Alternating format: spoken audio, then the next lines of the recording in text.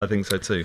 Right, well, you're listening to the Meridian Sports Show on 107 Meridian FM. You can follow us on Twitter and Instagram at the Meridian SS. Tweet us, hashtag TMSS Live. Use the hashtag, we'll find you, we'll read out your tweets, whatever. Let us know what you think about stuff going on in the footballing world, or the sporting world, we should say. But we're going to turn our attentions back to the local sports scene. We have a very exciting guest coming up on the show. Few people can really, truly make a difference to people's lives in sport, Definitely. And it's very rare. But then some people come along and they see an injustice, they go in there and they fix it, and they make a true difference to people's lives.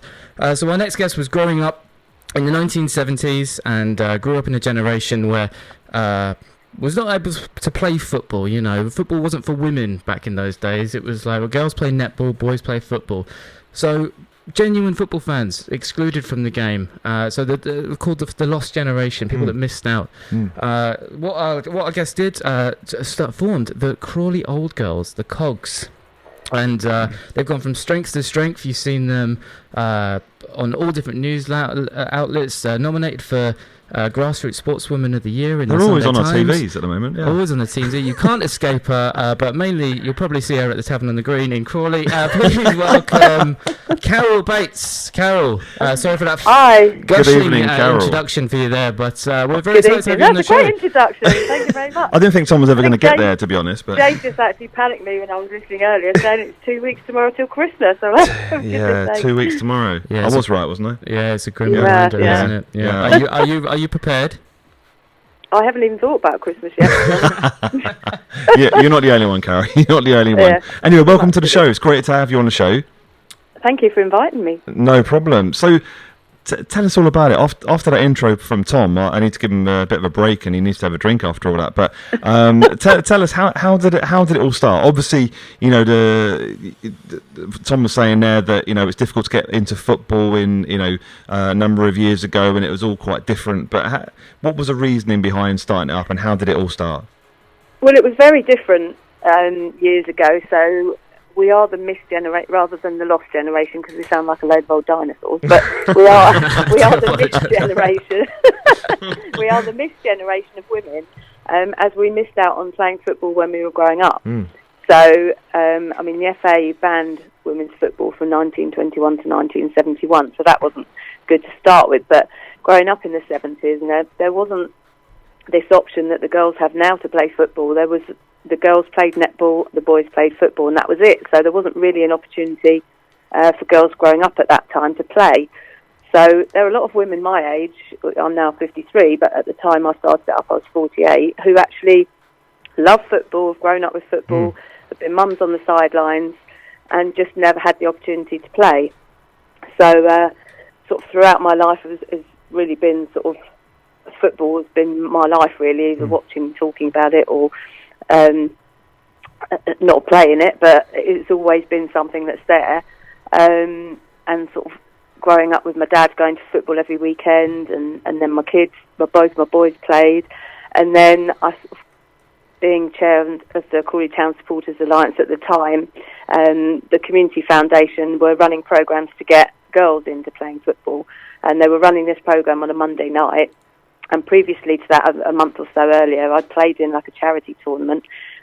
Just excuse my voice, I've got a bit of a sore throat. But I played in a charity tournament and just absolutely loved it, because it wasn't really competitive, because obviously the women were playing with the men. Well, the men were still competitive, but they just embraced us, and we just had such good fun. And it was actually the fact that we could play football. So after that, this tweet came up, and I thought, I really want to carry on playing now. I've done it.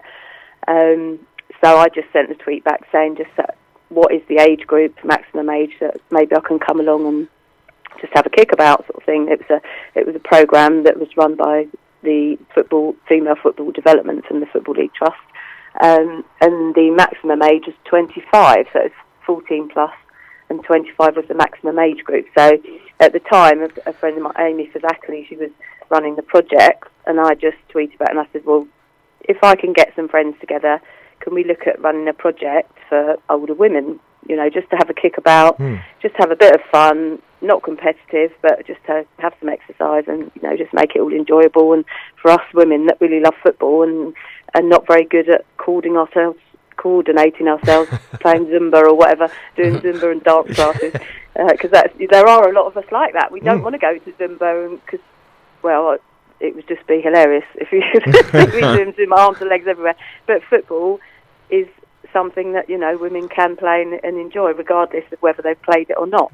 Yeah, so I mean, the Crawley Old Girls, you don't really have an age barrier. I mean, you have women from, as you said, the age of 25 all the way up to, you know, over 60, and you welcome all different levels of ability, beginners, intermediate, advanced, ex-players. I mean, when you set this up, were you obviously, I'm sure you had a close group of friends and people that you knew that were interested, but have you been surprised at the amount of interest that has generated since then?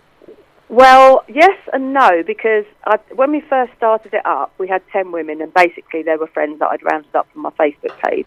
Yeah. Just said, come along, and we just really went with the premise, no experience required, just come along, we'll have some fun. And then from then, word of mouth, social media, everyone was saying, oh, it's such great fun, didn't feel like you're exercising, blah, blah, blah.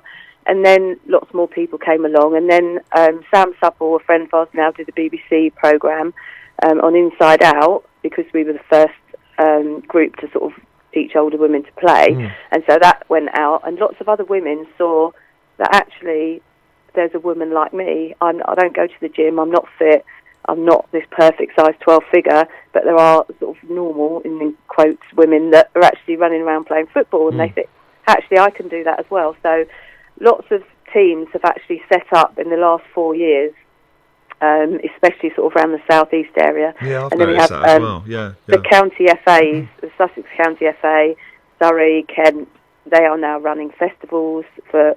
So it's really sort of turned into women's recreational football, we call it now. And it's just football for any women that want to play, regardless of ability.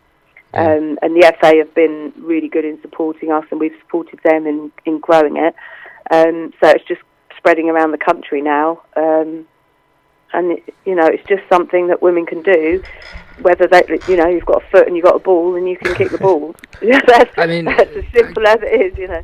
Carol, I mean, speaking to you just now, I mean, you kind of, you're quite downplaying, I guess, the kind of significance of what you've done, because, I mean, it's all well and good, and it's fantastic that the game is becoming more equal now in many ways, and girls these days have more of an opportunity, and we see how the Lionesses represent us in the World Cup and make us all proud, and I feel like I feel like we're making good steps forward for the future of the women's game. But as I incorrectly called you, the lost generation, the missed generation, you know, it's very easily forgotten about. You know, it's like, well, we made mistakes in the past, but let's keep moving forward. But what you've done is highlighted a group that wouldn't be recognised. I mean, you must be incredibly proud of everything that you've achieved and the attention that you've received nationwide. Well, it's actually been sort of unprecedented, really, the amount of attention it's got.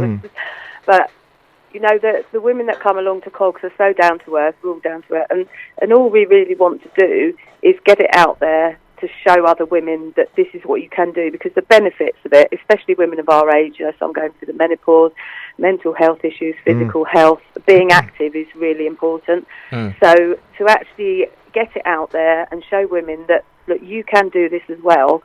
It doesn't matter, you know, as I say loads of that, we've got rolls of fat, we're not, you know, size 12s, we can't run quickly or whatever, but this is something that women can do, and they want to do it as well, and just women taking this up, it's just been brilliant. And you know, the FA now recognise it as women's recreational football, which is good as well. So long may it continue, all the missed generation of women getting the opportunity to play. Yeah, no, absolutely. And you were even recognised this year in the Sunday Times as and shortlisted in the Sportswomen of the Year Awards 2019. I mean, that must have been a crazy experience for you. Well, it was a bit surreal, to be honest. I mean, to be nominated was one thing, but to be chosen to be one of the finalists was incredible, really. It was just like in a different world on that evening. But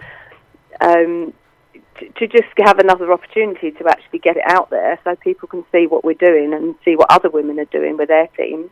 You know, I often think, I'm boring myself to death saying the same thing over there. But people say to me, well, they haven't heard about it over there, and they haven't heard about it over there.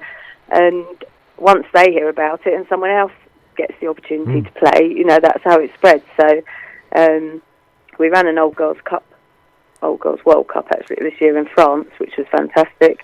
So that was just another opportunity for women to play while the World Cup was on. So it's just really, you know, getting more opportunities, and we are having more festivals, and there's more tournaments coming up, you know, all around the country. So, no, it's good. It's great to see all these women become active, really, that haven't been active for a long time, and they're just loving it because it's fun and it's enjoyable, and it's just something that they can get involved in. Definitely, especially when health is such a high-profile thing, you know, more so these days than it ever was before, and getting out there and being active and all that kind of thing. I just wanted to pick up on you obviously had a great evening at the awards evening, which must have been quite surreal, as Tom said. One of the other things which I've seen you do across social media is a visit to care homes, which you've been doing in the build-up to Christmas. And some of the videos I've seen are absolutely brilliant. I think it's really good, and something that, you know, people probably don't kind of realise, and it's just something quite different. So well done to you, and well done to everybody that's involved in, you know, the whole COGS club, and by all means, you know, let us know when you've got any big competitions coming up, and we'll pop down and have a chat to some of you, because that'd be really good. Well, I'm hoping to organise a COGS Fest 20 next year at the stadium, so we're going to have like an Olympic themed big women's rec festival. So fantastic. We'll get it's really started something, isn't it? Because like you said, Carol, it's, you know, some of these some other clubs have cropped up you know, across the southeast particularly, which must be a great feeling for you, particularly because, you know, starting something like this because you just wanted to go out and play football, probably never it's brilliant, isn't it? Yeah, it's seeing really all these good. Women play. People have kind of caught the bug and actually seen somebody do something about it and get something started, and then thinking, actually, we could do that. You know, why can't we do that? Just make sure that everyone feels that they can have an opportunity to do it. So exactly. So, I will not rest. I'm on a mission for the rest of my life now. I'm 75, I'll still be playing, hopefully. Well, you talk about the discrimination between men and women growing up. I mean, I think, you know, we're all of different generations here in this interview, but we've all experienced that growing up, is that, you know, that antiquated idea that, you know, football is for men and girls should do netball or whatever, which is ridiculous now, obviously. But I've played netball, it's fine. Maybe but I should. Actually, haven't times, even in the last couple of years, times have moved forward so rapidly. I mean, there's still lots more to do, but it's, you know, it really is changing now, and all these girls are getting the opportunity to play, and it's just brilliant to see. And the World Cup in the summer, obviously, I mean, you were obviously out there and taking in some games, I'm sure, but you know, just seeing how the Lionesses are, the quality of games at the moment, and how it still continues with the sold out games at Wembley and the games at Premier League grounds now in the Women's Super League. It must just be this incredible time for you. You must be so happy. It is great to see women's football there, and it's not. And people try and compare it to the men's. It's a totally different game. Yes, you get the women coming with their children, the families, the young boys and girls are coming for a day out, and the Lionesses or whoever's playing. It's sort of a thing in women's football that at the end of the game they will always stay around and have photographs and autographs and chat to the fans, and that's a really good part of the fan engagement in the women's game. That, you know, it's growing and there's lots of investment, and Barclays have been really good at putting an investment program in for the schools so that girls have the opportunity now to play, and there's, you know, the investment in the women's game. So yeah, it can only go up from here. No, absolutely. And so you mentioned you were the former chair of the CTSA, the Crawley Town Supporters Alliance. You've you know, you've been very connected with the club for many years, and I'm sure many fans will recognise who you are and will point to you on the TV screens on the news saying, "I knew her before." I'm still me. I'm no different. But I mean, you've had a lot of support from Crawley Town, have you, in setting this up? Yes, they've been. I'm Crawley and Joe and Kelly at the club as well. They've been very supportive. Needed a pitch or anything for something specific, then, you know, they're really willing to loan it out. So and we like to keep that contact. I'm a massive fan of Crawley, and Yeah. we like to keep that contact with them. So we wear the club shirt as our shirts, and so yeah. Yeah, that's great. That's been good. So, but before we let you go, I'll be remiss from asking you, as a Crawley Town fan, not just in the news that's come out today, obviously this has been very, quite a surprising revelation at Crawley, but just generally how the season's going for Crawley Town with the personnel changes going on there, the highs and the lows that we've had already, and we're not even halfway through the season yet. It's been quite a whirlwind journey. When you think we're not even to Christmas yet and all this has been going on. We've had the highs of knocking out Premier League teams of cup competitions, and then we had the highs of some amazing games at the beginning of the season. We were doing really well, and we were third at one point. Yeah. Then we had the cup games, the highs of the cup games, beating Stoke on penalties. Yeah. We were joint only with Liverpool, I think, only scoring in every single game of the season. But then all of this just shows you how you're only as good as your last game, really, aren't you? And how football changes so quickly. And we just haven't been getting the results, and the statistics of the games that we've won have not been good. So in the league, so it's been a bit flat for the last. Do you think it was the right decision to let Choffy go at the time that we did? I thought that he would be given a little bit longer, to be honest. Yeah. Because I think after the Fleetwood game, we were beaten by a League One team. They didn't absolutely batter us. We were only beaten 2-1, but the league results haven't been good enough. No. So, but he was building. He had a good. We've got a good set of players there, a good squad. So let's hope that John Yems can get the best out of them again and start climbing the table. That's the most important thing. Yeah, and you've actually, one quick diversion. One thing I will say about John Yems is that I wish he wouldn't stop. I wish he would stop, sort of scurrying into his winter coat like he's Will from the Backstreet Kids. In his interviews, I'm like, come on, just unzip I your do that jacket. because it hides your double chin. Fair enough. That's I'm not saying that John Yems has got a double chin, but you heard it here. Quote from Carol. That's what we're using for the social media. This is the one quote. No, I'm kidding. But are you optimistic for the future of Crawley Town FC, and more importantly, the future of the Crawley Old Girls? Well, there's every year we say, oh God, we can't do much more than we've done this year, and every year something else happens and it gets bigger, and so the future for women's recreational football is looking really good at the moment. We've just got to keep pushing and just get the word out there, really, and things like this. Thanks very much for asking me. It's another good way to get people to realise that you can be active and just have some fun, and you don't have to be athletic and, going in the gym every 5 minutes, but you just come along and you're involved with a great group of women. And actually the social side and the women that you meet that you probably wouldn't have met in your life anyway. So there's all sorts of benefits, and just long may it continue, really. Carol, tell us where do you meet? How if anybody's listening tonight and actually wants to come along and have a kick around and meet you guys, where do they go? What do they do? So we have our sessions are run by a community foundation, and we have an FA qualified coach. We run a beginner's session and an intermediate session and an advanced session for ex-players. So if there's anybody that hasn't played before who wants to come along to the beginner's session, that's Wednesday 7:30 to 8:30. And then I'm also starting up in January. I'm starting up some women's walking football sessions. So we want to sort of get to women that aren't active but actually think they can't run about. So walking is just a slower paced version. So I'll be running those sessions at Hazelwick School at 6:30 to 7:30 on a Monday evening. So come along to that. So everyone's welcome. There's no barrier to age, ability or whatever.